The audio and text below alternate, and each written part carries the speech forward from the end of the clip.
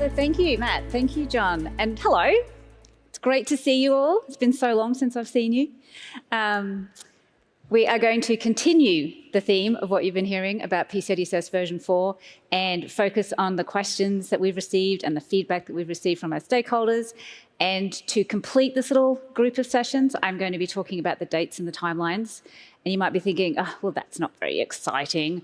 But we've been getting a lot of questions about the dates and the timelines, so we want to make sure that we can answer them. And some of those dates are getting very close. So we're going to be discussing those and also highlighting some of the steps to help with the transition to version 4 because those dates are getting close. And we're also going to be answering some more questions that we've received specifically about the transition process. So let's get started with that timeline again. Now, version 4 was released in March of 2022. And if you still think you have plenty of time, then I'm afraid you don't, because you can see here is where we are now. It's 18 months later, and it's only about 6 months until version 3.2.1 is retired. And then after it's retired, version 4 will become the only active version of the standard. And that also means that we're only a little more than 15 months away from when those new requirements in version 4, the ones that are currently future dated and best practices, they are going to be required for all PCI DSS version 4 assessments. And there are a lot of those new requirements, which is why we really want to emphasize the point that the time to start with those is now, if you haven't already. There are 53 new requirements that apply to all organisations. There's an additional 11 that apply to service providers specifically, which all adds up to about 64 new requirements in total. And while most of those are future dated and do carry on as best practices until 2025, there are some of those, 13 of those, are actually effective immediately and need to be included in all version 4 assessments. Now, if you are looking for more information about these new requirements, we really recommend having a look at the Summary of Changes document. It actually lists the entire set of new requirements, including when they are effective and who they apply to. So it's a really good resource to understand what those requirements are. We've also heard from a number of organisations that you may be holding off starting your implementations of version 4, wondering if the timeline that we just looked at, whether some of those dates are going to change. Well, I'm here to tell you, don't bank on that. Don't think that those times are going to move anywhere. Those dates aren't, we're not planning any changes to those dates. So again, March 2024 is the retirement of PCI DSS version 3.2.1. March 2025 is when those new requirements become effective. They're no longer best practices. They're effective requirements and need to be included in those PCI DSS version 4 assessments. So with all of those dates coming very quickly and with all those new requirements, if you are looking for more guidance on how to start getting ready for your version 4 transition, we have put together some guidance and some resources to help with that. We did specifically publish a blog post, it was back in May, and it actually walked through sort of 8 high-level steps to help on that journey to version 4. And the information that's in those steps, where we got those steps from, is really from feedback we received from those in the industry on what is working with them. And that includes, conversations with yourselves, hearing input from folks from the panel that we had earlier on what was working for their implementations and how they were being successful. And we've built those into those 8 steps as well. So we're just going to walk through those at a high level today, but I do encourage you to have a look at that blog post if you're interested, because there's a lot more detail in the blog post of what I'm going to cover today. So step 1, if you haven't guessed, is start now. Don't delay it any longer. The time really is now to get involved with your version 4 implementation. It's very important when you're doing this to understand what the standard means for your organisation in particular. So as well as understanding how the requirements are changing and what the new ones are, including those future dated ones, understand your environment so that you can then start planning and prioritising that work. The second step that we have is to stay strong. And what this means is don't let your version 3.2.1 controls, your current security controls, don't forget about those while you're focused on version 4. Don't let those slip. You don't want to be inadvertently opening up any gaps in your security while you're focused on implementing something new. So keep those controls strong, and that will also help build a solid foundation on which you can build your version 4 implementation on. The third step is to make sure you understand the requirements. And again, the best place to start with this is a summary of changes, but also working with your internal experts. Map the requirements to those different environments that you have that are covered by PCI DSS. understand how the new requirements impact your own organisation's environment. You might find that you already have controls in place that meet some of those new requirements. So this will help you prioritise where you need to focus your efforts, but also where you don't need to focus your efforts. And there's a lot of new information provided in version 4 to help with understanding the requirements. This includes the guidance column within the standard itself. There's a lot of new guidance in there provided for every single requirement. So if you use an SAQ, you might not be looking at the standard. Open the standard and have a look at that guidance. You know, the same requirements might be in your SAQ. You can find the guidance for that requirement in the standard itself. And similarly, if you're used to referencing the ROC, if you're a ROC entity or you're an assessor using the ROC, a lot of the guidance is not in the ROC template. So if you're filling out the ROC and using the ROC as your basis for understanding PCI DSS version 4, have the standard open as well, because then you can align that guidance with the requirement or testing procedure that you're looking at in the ROC. And if you are an SAQ merchant, don't forget that as well as the standard itself, the SAQs have changed. You might find there are some different requirements in there than what were there before. We're having a dedicated session on the SAQs tomorrow. So there'll be more information actually walking through what are the changes in the SAQ. So if you're interested in that, make sure you come to that session tomorrow. Understanding the validation options. You've heard a lot about this. There are two ways to validate to PCI DSS now with version 4. The new validation option is the customized approach. This is on top of the defined approach, which is the traditional approach that has always been there. The customized approach allows organisations to customise their own security controls to meet the customized approach objective that the requirement could meet for you. So it's really important to understand which of those two options is right for your organisation for each requirement. And this is going to depend on your own organisation's internal strategy, your approach to risk management, and how you're managing your security controls at the moment. And we do encourage organisations that are new to PCI DSS to consider looking at the defined approach first, because it does provide a specific reference on how to meet the security objective through that defined requirement. And even for organisations that are familiar with PCI DSS, if you're currently using the defined approach, sticking to the defined approach through your transition may just make that a little bit smoother for you, because you might find that you've already got what's in place and you don't need to implement a new customised control or anything like that. We also have recently published a PCI Perspectives blog series. We have 3 separate blog posts that specifically delve into the defined approach and the customised approach. So there's a lot of good information there if you'd like more information to understand that. Now, when it comes to actually doing the implementation, it's really important to get your whole organisation involved. This is not just an IT project or a compliance department project. It's important to communicate your transition plan to all organisations who are impacted by it. Make sure that everybody knows their role in that plan, what their responsibilities are for the requirements that impact their role or their process that they work with. This is where, just having good organisation is really key as well. Keeping project plans up to date with good milestones, tracking your progress, documenting everything as you go. There's a lot of new documentation to maintain in PCI DSS version 4, but it's also important for you to document what you're implementing in your progress so that you can accurately track how your implementations are going. And then, of course, updating your policies and procedures, creating new ones if you need, to ensure that the security controls you're implementing are maintained and supported in an ongoing way.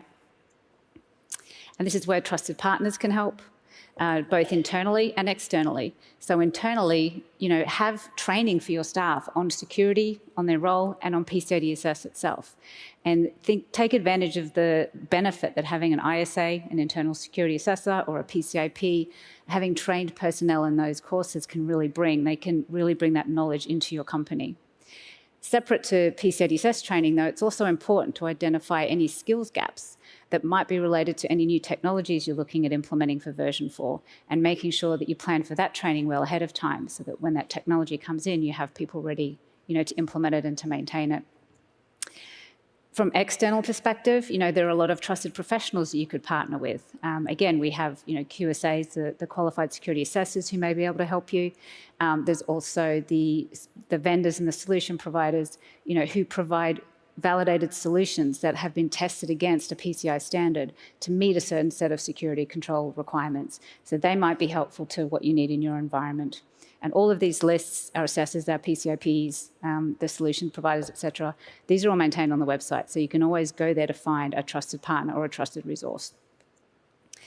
I think one of the biggest tips that has come out of our conversations that people found gave them most benefit to their implementation planning was doing their own gap assessments and doing them, a lot of them, and frequently. This was one of the best ways that they found to prepare for their actual PCI DSS assessment, because it really helped them identify where those areas were that they needed to prioritise. And it also really helped them understand their own environment a bit better than I think what they realised before. So this is something that's really useful. Work with your assessment team, make sure you're communicating with them about where you are in your transition, and find out what they need in order to do those internal assessments so that they can be ready to hit the ground running when that happens. And the 8th step is to support the concept of continuous security, or security as a continuous process. And this is something that was built into PCI DSS version 4 as one of its initial goals. And the intent here is to really just stop that cycle of organisations working to meet their compliance objectives and then letting them lapse a bit, having some security failures perhaps, and then finding they have to sort of struggle to get that back up again, and doing that on an annual basis or a recurring basis. So look about how to build security into your business as usual, make it part of your corporate culture, and that will just help you maintain those security controls much more easily going forward. So now let's get to some of the stakeholder questions that we've received specifically about PCI DSS version 4 transitions. Many of these we'll find answers to through some new FAQs that we've done, but we do want to actually touch on some of those and see if hopefully we can answer some of your questions here. So the first one is, which stage of the assessment do the PCI DSS deadlines apply to? The start or completion date of an assessment? And when I heard this, I actually was a little bit confused, because I think there's a bit of a misunderstanding here about the deadlines. And by deadlines, we're talking about that March 2024 date or the March 2025 date. And just to clarify that point, the PCI DSS standard dates, whether it's the retirement of version 3.2.1 or the effective date of new requirements, that should not have any impact on your individual assessment dates. Whatever your current assessment cycle is, that should not be impacted. We do have an FAQ on this that talks about those dates.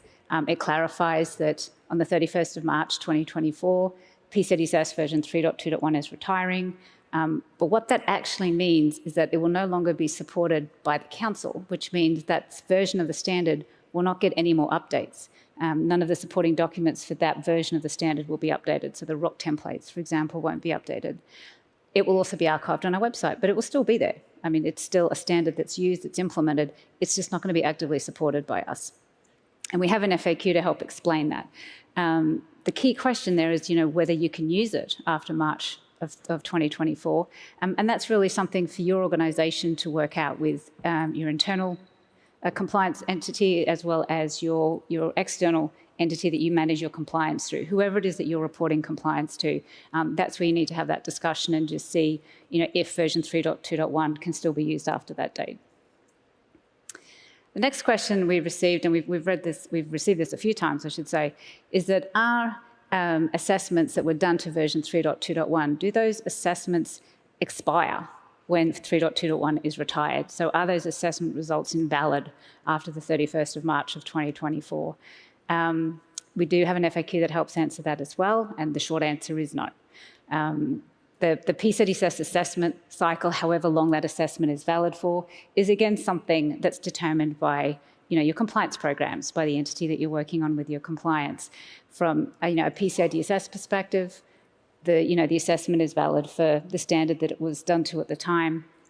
And as what we do as the council, which hopefully you're all aware, is look after those standards and keep those standard cycles going, keep those revisions going, so that the standard has an updated version that meets the current needs.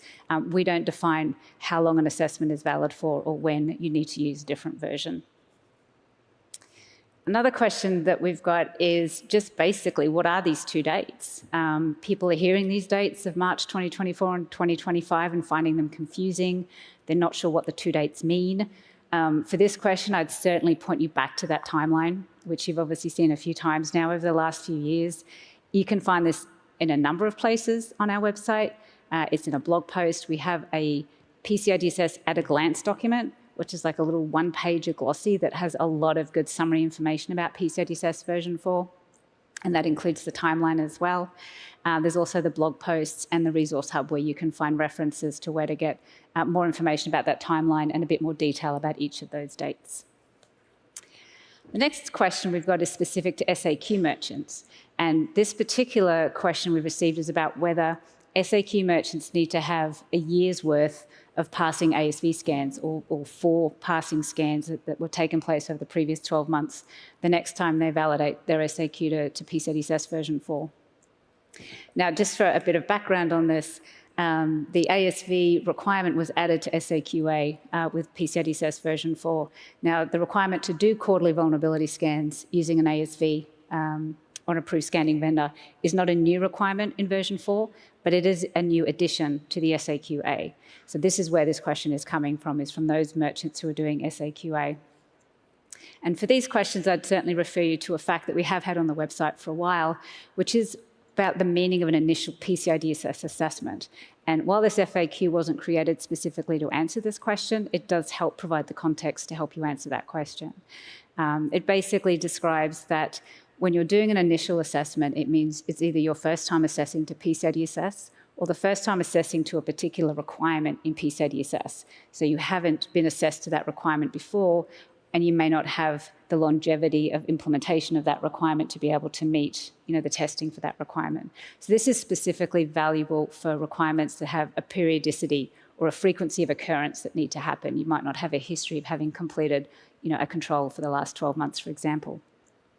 So in this case, if you're an SAQA merchant and you have not been doing ASV scans, and now you find that you do need to do ASV scans, what this means is you implement your process to do ASV scans.